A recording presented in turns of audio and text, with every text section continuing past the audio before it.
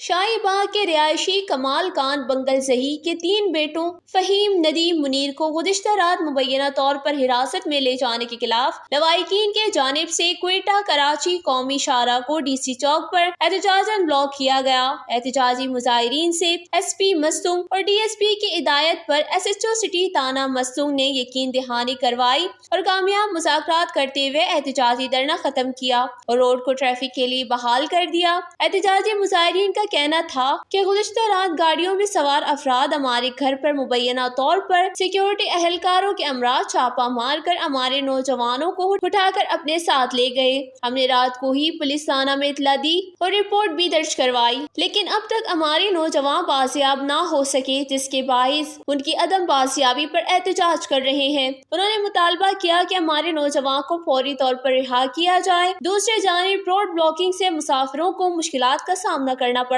تاہم پولیس کی فوری مذاکرات کے بعد روڈ کو ٹریفک کے لیے بحال کیا گیا۔ وش نیوز مستنگ بلوچستان۔